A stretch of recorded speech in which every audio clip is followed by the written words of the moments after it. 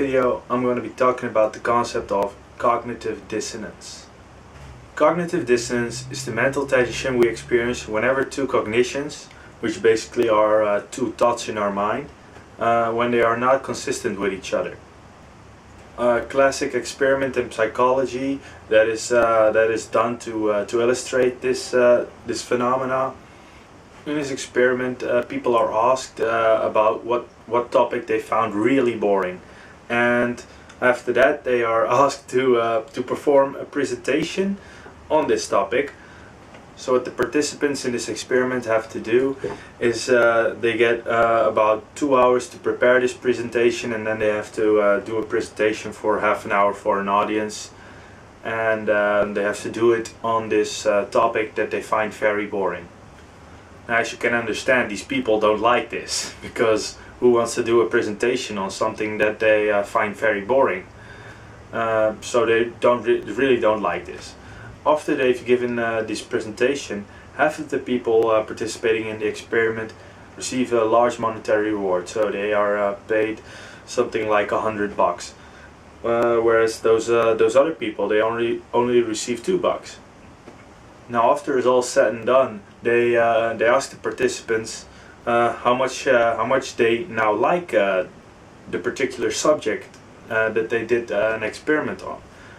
Now, obviously, this subject was very boring to them at first, but what you see is that the people that you only give €2 or $2 or whatever the currency is, those people, they start liking the boring subject. Whereas those people that receive the large monetary reward, they still think it's a boring topic. And the way that social scientists explain this phenomena is that those people that only got $2, they had to somehow reason to themselves like why they invested 2.5 hours of their time and energy into an activity that was initially boring to them. And in order to cope with this, they just said, oh, I actually thought that topic was really interesting, and it was actually more fascinating than I had initially thought. So what they did was they changed their cognitions, their mental attitude towards the topic, so that it was okay for them. Oh, well, I did it because actually that was quite interesting. So that sort of made it okay that they invested time and energy into doing that presentation, even though they only got $2 for it. Whereas the other group, they still thought the topic was boring, because they just said, oh, I got $100 for it. Oh, it's a pretty good deal, pretty worthwhile return on my investment on doing a presentation on a topic that was boring to me. So yeah, that's cool. So that other group that received $100, they didn't change their attitude. They still thought it was boring because there was no cognitive dissonance. They simply said, oh, that topic was boring, I didn't like doing it, and yeah, I got $100 for it, so that's okay. Whereas the first group, they couldn't say that. They had to somehow find a way to make those to take away that cognitive dissonance of having invested time and energy on work that was boring to them. So they just changed their attitude and said, oh, they started focusing on things about the topic that they maybe did find interesting, and basically alleviated the cognitive dissonance in that way. So what it comes down to is that cognitive dissonance arises whenever beliefs or ideas we have about reality do not coincide with our own actions or whatever we witness in reality. Another scenario where cognitive dissonance tends to arise is in goal setting, because whenever you set a goal, you make that goal always something that doesn't exist in reality yet. So you create an idea in your mind that is usually about the future, and let's say I set a weight loss goal, and let's say that the current reality is that I weigh 200 pounds right now, and my goal is to weigh 180 pounds. So I have to lose 20 pounds. That's the goal. And whenever I look at reality, then I see, oh, right now I'm currently at 200 pounds.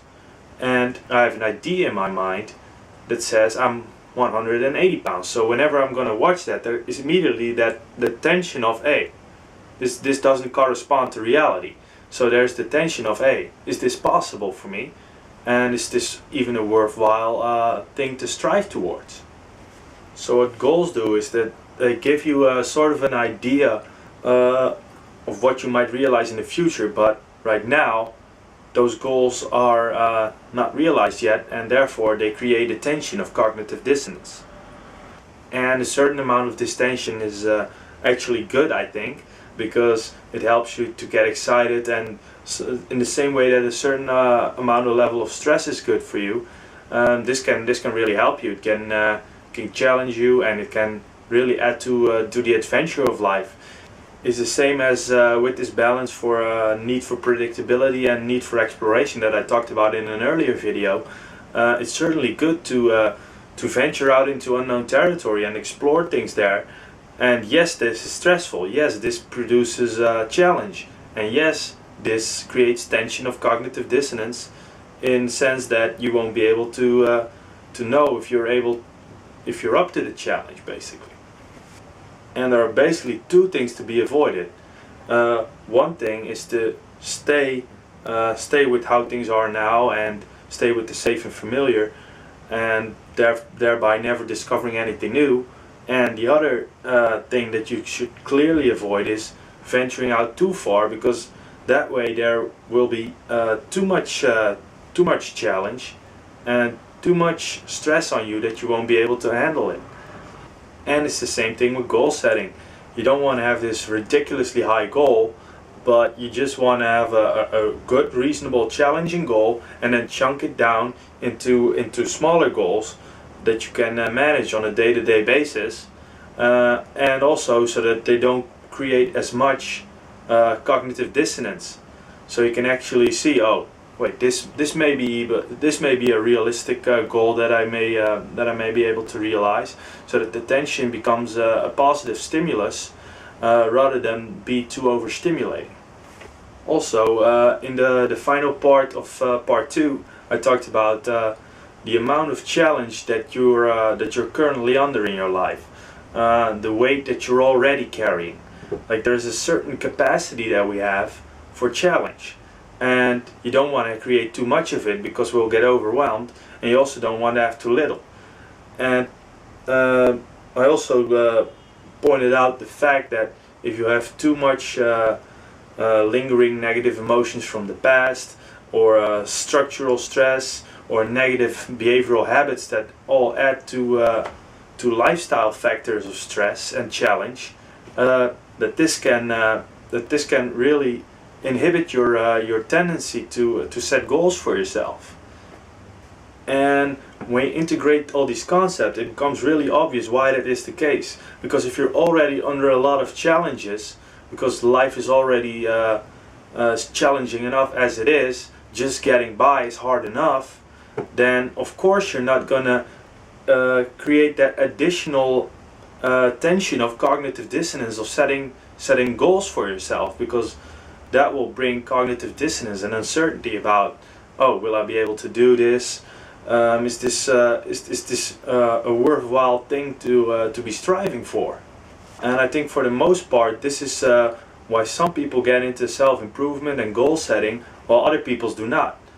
Because if your life is already challenging enough as it is, you don't want all this extra work to do, because you're already stressed out, you're already challenged by life, and you don't want these extra goals because you simply have no space for that. So the first two parts were basically mostly about understanding how to create that space. And for the remainder of this part 3, I'm going to cover those mechanisms and processes that directly influence the process of self-change.